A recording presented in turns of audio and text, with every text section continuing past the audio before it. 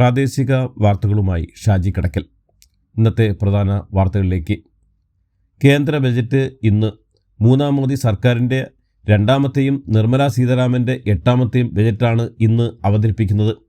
സാമ്പത്തിക പ്രതിസന്ധി മറികടക്കാനും വിലക്കയറ്റം പിടിച്ചു നിർത്താനും എന്തൊക്കെ പ്രഖ്യാപനങ്ങളാണ് ബജറ്റിലുണ്ടാകുക എന്നാണ് രാജ്യം ഉറ്റുനോക്കുന്നത്. ഇടത്തരക്കാർക്കും പിന്നോക്ക വിഭാഗങ്ങൾക്കും ഊന്നൽ നൽകുന്ന ബജറ്റ് ആയിരിക്കുമെന്നാണ് സൂചന. ഇന്നത്തെ ബജറ്റ് അവതരണത്തോടെ ഒരു പ്രധാനമന്ത്രിക്ക് കീഴിൽ തുടർച്ചയായി 8 തവണ ബജറ്റ് അവതരിപ്പിക്കുന്ന ആദ്യ ധനമന്ത്രിയായി നിർമ്മലാ സീതാരാമൻ മാറും. കേന്ദ്ര ബജറ്റിന് മുന്നോടിയായുള്ള സാമ്പത്തിക സർവേ റിപ്പോർട്ടിൽ കേരളത്തിന് അഭിനന്ദനം. തദ്ദേശ ഭരണ സ്ഥാപനങ്ങൾ വഴി സുസ്ഥിര വികസന ലക്ഷ്യങ്ങൾ നടപ്പാക്കുന്നത് ചൂണ്ടിക്കാട്ടിയാണ് സാമ്പത്തിക സർവേ റിപ്പോർട്ട് കേരളത്തെ അഭിനന്ദിച്ചിരിക്കുന്നത്. അതേസമയം സ്വകാര്യ മേഖലയിലെ ജോലി സമയത്തിലടക്കം വലിയ മാറ്റങ്ങൾ നിർദ്ദേശിച്ചുള്ളതാണ് ഇത്തവണത്തെ സാമ്പത്തിക സർവേ റിപ്പോർട്ട്. ന്യൂനപക്ഷ സ്കോളർഷിപ്പ് 50% വെട്ടിക്കുറച്ച നടപടി പിൻവലിക്കണമെന്ന് പ്രതിപക്ഷ നേതാവ് വി ഡി സതീശൻ. മദ്യനിർമ്മാണ ശാലകൾ തുടങ്ങാനുള്ള ഓട്ടത്തിനിൽ പാവപ്പെട്ട വിദ്യാർത്ഥികളുടെ കാര്യം കൂടി സർക്കാർ ശ്രദ്ധിക്കണമെന്നും സതീശൻ ആവശ്യപ്പെട്ടു. സർക്കാർ നിഷേധാത്മക നിലപാട് തുറന്നാൽ നിയമസഭയിലും പുറത്തും പ്രക്ഷോഭം ആരംഭിക്കുമെന്നും പ്രതിപക്ഷ നേതാവ് പറഞ്ഞു. ചോറ്റാനിക്കരയിൽ ആൺസുഹൃത്തിൻ്റെ ക്രൂര ആക്രമണത്തിന് ഇരയായ പെൺകുട്ടി മരിച്ചു. കൊച്ചിയിലെ സ്വകാര്യ ആശുപത്രിയിൽ ചികിത്സയിലിരിക്കെയാണ് ഇന്നലെ ഉച്ചയ്ക്ക് 2 മണിയോടെ മരണം സ്ഥിരീകരിച്ചത്. പോക്സോ കേസ് അതിജീവിതയാണ് 19-കാരിയായ പെൺകുട്ടി. അതേസമയം പെൺകുട്ടിയുടെ ശരീരത്തിൽ നിറയെ മുറിവേറ്റ പരിക്കുകളുണ്ടെന്ന് ഇൻക്വസ്റ്റ് നടപടികൾ പൂർത്തിയായ ശേഷം പോലീസ് സ്ഥിരീകരിച്ചു. പെൺകുട്ടിയുടെ പോസ്റ്റ്മോർട്ടം നടപടികൾ ഇന്ന് നടക്കും. കളമശ്ശേരി മെഡിക്കൽ കോളേജിൽ ഫ്രീസർ ഒഴിവില്ലാത്തതിനാൽ മൃതദേഹം സ്വകാര്യ ആശുപത്രിയിൽ തന്നെ സൂക്ഷിച്ചിരിക്കുകയാണ്. ആലപ്പുഴ ചെങ്ങന്നൂർ ചെറിയനാട് സ്വദേശി ഭാസ്കര കാരണവരെ കൊലപ്പെടുത്തിയ കേസിൽ പ്രധാന പ്രതിയും കാരണവരുടെ മരുമകളുമായ ഷെറിന് ശിക്ഷാ കാലയളവിൽ ഇളവ് അനുവദിക്കാനുള്ള മന്ത്രിസഭാ തീരുമാനത്തിനെതിരെ കോൺഗ്രസ് പ്രവർത്തക സമിതി അംഗം രമേശ് ചെന്നിത്തല ഗവർണർക്ക് കത്ത് നൽകി. ഷെറിന് ശിക്ഷയിൽ ഇളവ് അനുവദിക്കുന്ന നിയമവിരുദ്ധവും സമൂഹത്തിന് തെറ്റായ സന്ദേശം നൽകുന്നതുമാണെന്നും ചെന്നിത്തല കത്തിൽ ചൂണ്ടിക്കാട്ടി. ബാലരാമപുരത്ത് 2 വയസ്സുകാരുടെ കൊലപാതകത്തിൽ പ്രതിയായ ഹരികുമാറിന് മാനസിക പ്രശ്നമുണ്ടെന്നും ഇതിനാൽ തന്നെ പലപ്പോഴും പരസ്പര വിരുദ്ധമായ മൊഴികളാണ് നൽകുന്നതെന്നും പോലീസ്.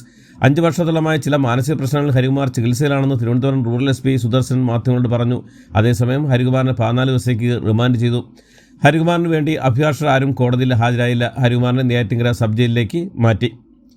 ദേവുവിൻ്റെ കൊലപാതകത്തിന് പിന്നിൽ ജോത്സ്യൻ ദേവിദാസിന് പങ്കുള്ളതായി തെളിവില്ലെന്ന് പോലീസ്. 36 ലക്ഷം തട്ടിയെടുത്തുന്ന കൊല്ലപ്പെട്ട ദേവുവിൻ്റെ അമ്മ ശ്രീധുവിൻ്റെ പരാതിയിലാണ് ഇയാൾക്കെതിരെ അന്വേഷണം നടക്കുന്നത്. പണം വാങ്ങിയ കാര്യം നിഷേധിച്ച ഇയാളുടെ ഫോൺ കസ്റ്റഡിയിലെടുത്ത ശേഷമാണ് ഇയാളെ വിട്ടയച്ചത്. ചോദ്യം ചെയ്യലിനെത്തിയത് സ്വാഭാവിക നടപടിയുടെ ഭാഗമെന്നും സ്റ്റേഷനിൽ നിറങ്ങിയ ശേഷം ദേവിദാസൻ പ്രതികരിച്ചു. 100% കള്ള പരാതിയാണ് തനിക്കെതിരെ ഉന്നയിച്ചതെന്നും കോവിഡിന് മുൻപാണ് ഹരികുമാർ തൻ്റെ അടുക്കൽ ജോലി ചെയ്തിരുന്നതെന്നും അതിനുശേഷം കുടുംബവുമായി യാതൊരു ബന്ധവുമില്ലെന്നും ദേവിദാസൻ വിശദീകരിച്ചു. തൃപ്പൂണിത്തുറയിലെ 15 വയസ്സുകാരൻ മിഹിറിൻ്റെ ആത്മഹത്യയിൽ പോലീസ് അടിയന്തര നിയമ നടപടികൾ കൈക്കൊള്ളുമെന്ന് വിദ്യാഭ്യാസ മന്ത്രി വി ശിവൻകുട്ടി. സമഗ്ര അന്വേഷണത്തിന് പൊതുവിദ്യാഭ്യാസ ഡയറക്ടർ നിർദ്ദേശവും നൽകി. സ്കൂളിൽ സമൂഹ നന്മയ്ക്ക് നിരക്കാത്ത പ്രവർത്തനങ്ങൾ നടക്കുന്നുണ്ടെങ്കിൽ ശക്തമായ നടപടിയെടുക്കാനും നിയമ ഭേദഗതി ആവശ്യമെങ്കിൽ അക്കാര്യം പരിഗണിക്കുമെന്നും മന്ത്രി ഫേസ്ബുക്കിലൂടെ അറിയിച്ചു. ഗാന്ധി ഘാതകനായ നാഥറാം ഗോഡ്സെ മീററ്റിൽ ഹിന്ദു മഹാസമ്മേളനത്തിൽ ആദരിച്ചു എന്ന് പത്രവാർത്തകളിൽ തുടച്ചു നീക്കാൻ കോൺഗ്രസ്സുകാർ 10-75 കൊല്ലമായി ശ്രമിക്കുന്നു, കഴിഞ്ഞിട്ടില്ല. പിന്നെയാണ് ഹിന്ദുസഭ എന്ന KR മീരയുടെ പോസ്റ്റിനെ വിമർശിച്ച് കോൺഗ്രസ് നേതാക്കൾക്കൊപ്പം ചില എഴുത്തുകാരും സാംസ്കാരിക പ്രവർത്തകരും രംഗത്തെത്തി. പാലക്കാട് മോട്ടോർ വാഹന ചെക്ക് പോസ്റ്റുകളിൽ നിന്നും വീണ്ടും കൈക്കൂലിപ്പണം പിടികൂടി. വിജിലൻസിൻ്റെ മിന്നൽ പരിശോധനയ്ക്കിടെയായിരുന്നു വാളയാർ വേലാന്തവളം ചെക്ക് പോസ്റ്റിൽ നിന്ന് കൈക്കൂലിപ്പണം കണ്ടെത്തിയത്.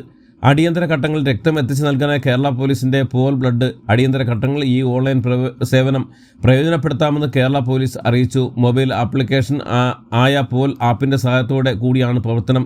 രക്തദാനത്തിന് എല്ലാവരും മുന്നോട്ട് വന്നാൽ മാത്രമേ ഈ സേവനം സുഗമമായി മുന്നോട്ട് കൊണ്ടുപോകാൻ കഴിയൂ എന്നാണ് കേരള പോലീസ് അറിയിക്കുന്നത്. ഫെബ്രുവരി മാസം മുതൽ ഉപഭോക്താക്കൾക്ക് വൈദ്യുതി ചാർജ് യൂണിറ്റിന് 9 പൈസ കുറയുമെന്ന് KSEB. ഇന്ധന സർചാർജായി പരിഗണിക്കുന്ന 19 പൈസയിൽ നിന്ന് 9 പൈസ കുറവ് വരുത്തിയോടെയാണ് ഇത്. തിരുവനന്തപുരം റീജിയണൽ ഇൻസ്റ്റിറ്റ്യൂട്ട് ഓഫ് ഒഫ്താൽമോളജിയിൽ നൂതന സംവിധാനങ്ങളുള്ള ഓപ്പറേഷൻ തിയേറ്റർ കോംപ്ലക്സ് പ്രവർത്തനം ആരംഭിച്ച ആരോഗ്യവകുപ്പ് മന്ത്രി വീണ ജോർജ്.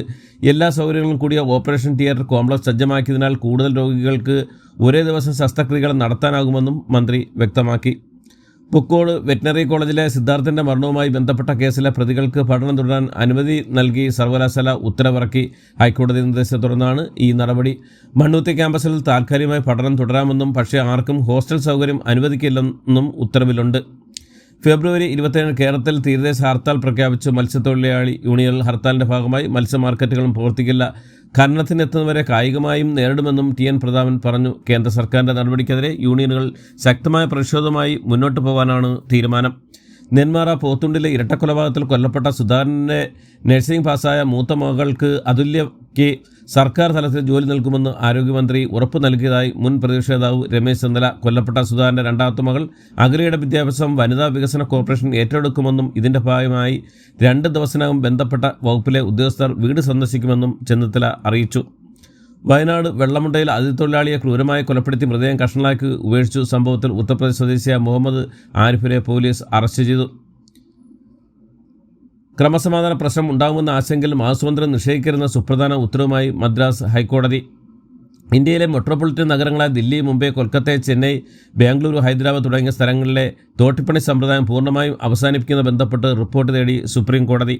ബജറ്റ് സമ്മേളനത്തിൽ അഭിസംബോധന വായിച്ച് പാവം സ്ത്രീ തളർന്നുന്ന രാഷ്ട്രപതിയുടെ പ്രസംഗത്തോടുള്ള സോണിയ ഗാന്ധിയുടെ പ്രതികരണം വൻ വിവാദത്തിൽ കടുത്ത അതൃപ്തി അറിയിച്ച് വാർത്താക്കുറിപ്പിറക്കിയ രാഷ്ട്രപതി ഭവൻ അന്തസ്സിനെ മുറിവേൽപ്പിച്ചുവെന്നു അപലപിച്ചു.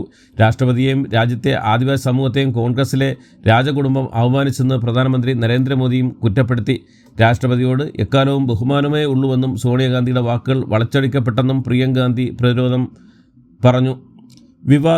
വിവാദ ആൾദൈവം നിത്യാനന്ദയ്ക്ക് തിരിച്ചടി. 3 മഠങ്ങളുടെ അധിപതിയായി പ്രഖ്യാപിക്കണമെന്ന നിത്യാനന്ദയുടെ ആവശ്യം മദ്രാസ് ഹൈക്കോടതി തള്ളി. സിംഗിൾ ബെഞ്ച് ഉത്തരവ് ഡിവിഷൻ ബെഞ്ച് ശരിവെക്കുകയായിരുന്നു. ബലാത്സംഗ കേസിൽ പ്രതിയായതോടെ 2019 നിത്യാനന്ദ ഇന്ത്യ വിട്ടിരുന്നു. ദില്ലിയിലെ കുടിവെള്ളത്തിൽ ഹരിയാന സർക്കാർ വിഷം കലക്കിയെന്ന പ്രസ്താവനയിൽ തെരഞ്ഞെടുപ്പ് കമ്മീഷന് മുന്നിൽ നേരിട്ടെത്തി മറുപടി നൽകി അരവിന്ദ് കെജ്രിവാൾ. നിയമസഭാ തെരഞ്ഞെടുപ്പിന് 5 ദിവസം മാത്രം ബാക്കി നിൽക്കെ AAPയിൽ ആഭ്യന്തര പ്രശ്നങ്ങളെന്ന് സൂചന. 7 AAP MLAമാർ പാർട്ടിയിൽ നിന്ന് രാജിവെച്ചു. ബോളിവുഡ് താരം സെയ്ഫ് അലി ഖാനെ കുത്തിയതും അദ്ദേഹത്തിൻ്റെ വസതിയിലെ CCTVയിൽ പതിഞ്ഞ മുഖവും ഇപ്പോൾ അറസ്റ്റിലായിരിക്കുന്ന മുഹമ്മദ് ഷെരീഫുൽ ഇസ്ലാമിൻ്റെതെന്ന് അന്വേഷണ സംഘം പ്രതിക്ക് നടത്തിയ ഫേസ് റെക്കഗ്നേഷൻ പരിശോധന ഫലം ഇക്കാര്യമാണ് ചൂണ്ടിക്കാട്ടുന്നതെന്നും പോലീസ് വ്യക്തമാക്കി. നിരോധിത ഖാലിസ്ഥാൻ തീവ്രവാദ സംഘടനയായ സിഖ് ഫോർ ജസ്റ്റിസ് മണിപ്പൂരിൽ വിഘടനവാദത്തിന് ശ്രമിച്ചെന്ന് കേന്ദ്ര സർക്കാരുകൾ. സ്വകാര്യ മേഖലയിൽ ജോലി സമയത്തിൽ മാറ്റങ്ങൾ നിർദ്ദേശിച്ച സാമ്പത്തിക സർവേ. അണ്ടർ 19 വനിതാ ക്രിക്കറ്റ് 2020 ലോകകപ്പിൽ ഇന്ത്യ ഫൈനൽ സെമിയിൽ ഇംഗ്ലണ്ടിനെ 9 വിക്കറ്റിന് തകർത്താണ് ഇന്ത്യയുടെ ഫൈനൽ പ്രവേശം. 114 റൺസ് പിന്തുടർന്ന ഇന്ത്യ 1 വിക്കറ്റ് മാത്രം നഷ്ടപ്പെടുത്തി 5 ഓവർ ബാക്കി നിൽക്കെ ലക്ഷ്യം കണ്ടു. നാളെ നടക്കുന്ന ഫൈനലിൽ ദക്ഷിണാഫ്രിക്കയാണ് ഇന്ത്യയുടെ എതിരാളികൾ. ഇംഗ്ലണ്ടിനെതിരായ T20 പരമ്പരയിലെ 4ാം മത്സരത്തിൽ ഇന്ത്യക്ക് 15 റൺസ് വിജയം. ആദ്യം ബാറ്റ് ചെയ്ത ഇന്ത്യ മുന്നോട്ട് വെച്ച 182 റൺസ് ലക്ഷ്യമിട്ടിറങ്ങിയ ഇംഗ്ലീഷ് നിരയുടെ മറുപടി 19.4 ഓവറിൽ 166 റൺസിൽ അവസാനിച്ചു.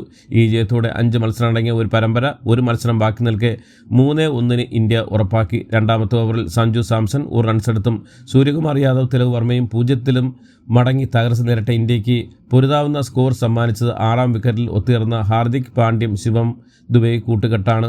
ദുബൈ 34 പന്തിൽ 51 റൺസും ഹാർദിക് 30 പന്തിൽ 53 റൺസും എടുത്തു.